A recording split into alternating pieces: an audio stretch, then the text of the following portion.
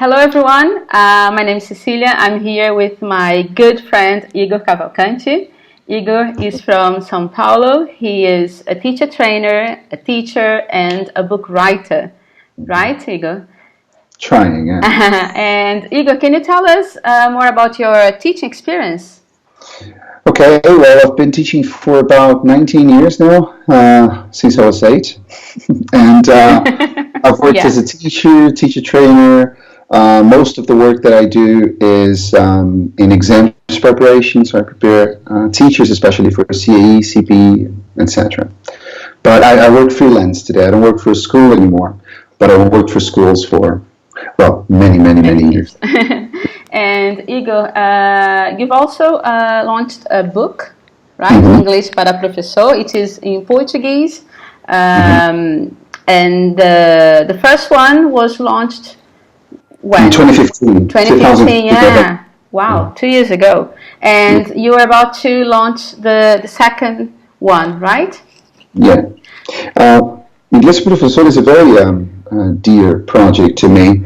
I've always thought that language development for teachers is extremely important, and for some reason a topic that we only very rarely talk about. So conferences and any kind of teachers gatherings, we never really stop to think and discuss It's quite our use of the overlooked language. by teachers and yeah.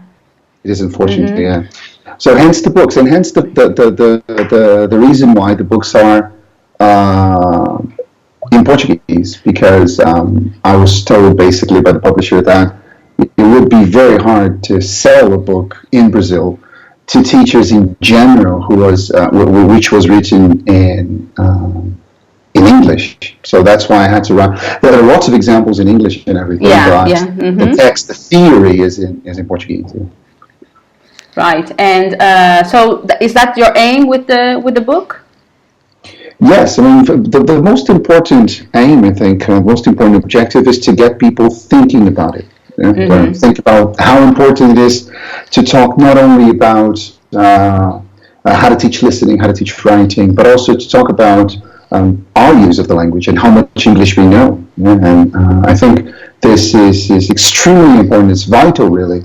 And that's the main goal of the book, to get people talking about it, but also to help teachers improve and develop linguistically as well. Right. And talking of which area of teaching, especially for in terms of language development, are you more interested in, or do you feel more passionate about? Is it pronunciation, grammar?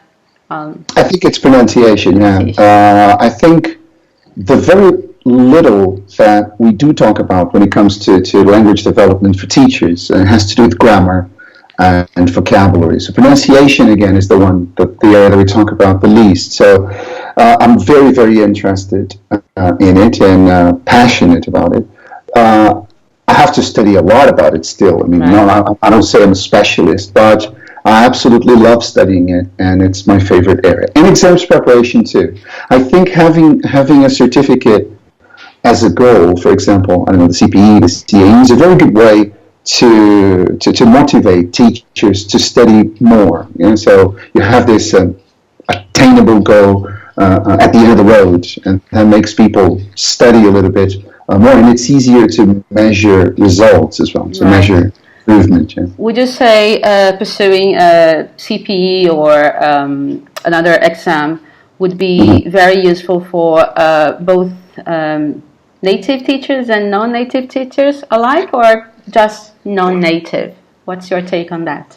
Well, I don't see many native-speaking teachers doing CPE. I think up until very recently, I even thought that was not possible. I was told recently that it is actually possible. It is. I do think everybody should do it. Yeah. When I talk about language development for teachers, I am not talking about native or non-native. I think, as I've said many times, that this is a conversation we shouldn't even be having anymore. I mean, we as teachers have to improve our knowledge. Your nationality doesn't make you a teacher. I mean, the fact that we're Brazilian doesn't make us teachers of Portuguese, does it? I mean, the same thing goes for native speakers of English. So we all have to study very much. So I think preparing for a certificate such as the CPU is good for everyone.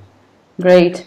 And Higor, what teaching approaches have influenced you over the years?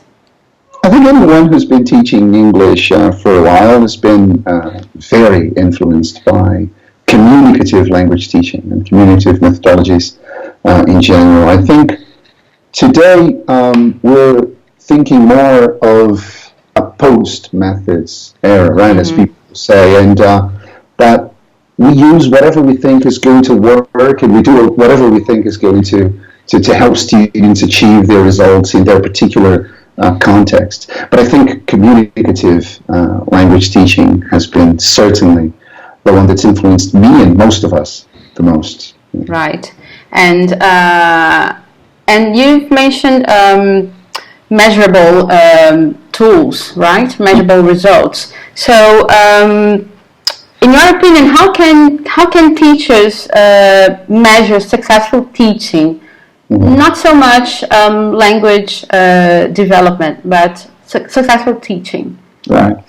I think that's an excellent question, and I think it isn't at all the fact that students are happy at the end of the class. I think this might be one thing. Of course, when are students happy? But there are so many things. I mean, to see that the program is that you're managing to make progress with the program, that students are actually using new language, that students are reaching their objectives. But I am a big fan of organized lesson observation programs and peer observation programs too, where, for example, I think I have a difficulty in my classes, for example, say with timing students or helping shy students speak more.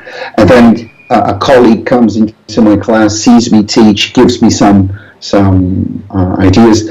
I think lesson observation is excellent because you have this opportunity to hear from other people, perhaps things that you're not even aware. Right.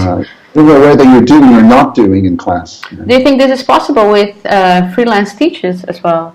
It is much harder, but it is possible. I mean, you're in Rio, I'm in Sao Paulo, that makes it much harder. But my colleagues here in Sao Paulo, for example, I mean, we could conceivably be present in each other's classes every now and then, or we could record classes. We do a lot of our teaching on Skype, and as this interview proves, I mean, we can record what we do on Skype and then share with each other, and that would be peer observation as well. So I'd say harder, yes, but absolutely possible. It's just a matter of really being interested in that. Then it's possible. Absolutely.